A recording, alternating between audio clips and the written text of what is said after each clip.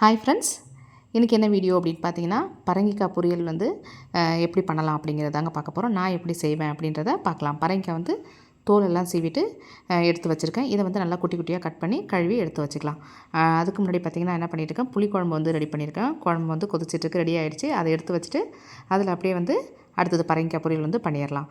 இப்போ அதுக்காக வானலில் கொஞ்சமாக எண்ணெய் ஊற்றிருக்கேன். எண்ணெய் சூடானதுக்கப்புறம் பார்த்திங்கன்னா கொஞ்சம் கடுகு உளுந்து சேர்த்துடலாம். கடுகு உளுந்து பொரிஞ்சு வந்ததும் 2 காஞ்ச மிளகாய் வந்து கிள்ளி வச்சுருக்கேன், அதையும் போட்டுக்கலாம். கூடவே கொஞ்சம் கருவேப்பிலை சேர்த்துக்கலாம்.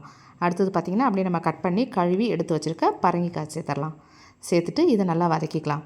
இதில் வந்து பார்த்திங்கன்னா தண்ணிலாம் எதுவுமே ஊற்ற தேவையில்லை. நமக்கு அந்த காயே பார்த்திங்கன்னா நல்லா தண்ணி விடும், அதுலேயே நல்லா வெந்துடும். அதனால் தண்ணி எதுவுமே நம்ம சேர்க்க வேணாம். இப்போ காயும் சேர்த்துட்டு நல்லா வதக்கிடுவோம். அது மாதிரி மஞ்சத்தூளும் போட தேவையில்லை. அந்த காயோட கலரே நல்லா மஞ்சள் கலரில் தான் இருக்கும். அதனால் பொரியலே நல்லா எல்லோ கலர் சூப்பராகவே இருக்கும். அதனால் மஞ்சத்தூளும் சேர்க்க வேணாம்.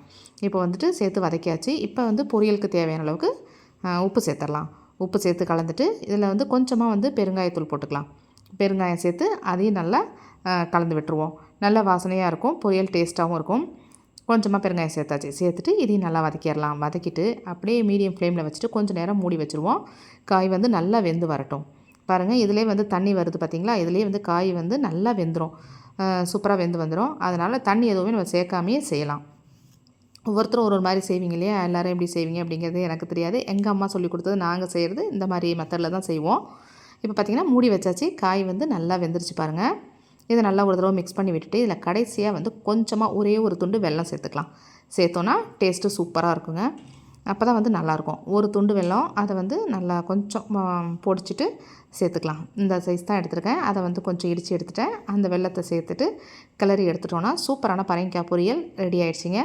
புளிக்குழம்புக்கு பரங்கிக்காய் பொரியல், அதோட அப்பளம். இதாங்க எங்கள் வீட்டில் வந்து அன்றைக்கி சமையல் வந்து பண்ணியிருந்தேன். அதில் வந்து அன்றைக்கி பரங்கிக்காய் பொரியல் பண்ணியிருந்தேன். அந்த வீடியோ மட்டும் இன்றைக்கி உங்களோட நான் ஷேர் பண்ணிக்கிறேன். நீங்களும் இதே மாதிரி செஞ்சு பாருங்கள். அடுத்த வீடியோவில் பார்க்கலாம். ஓகே, பாய்.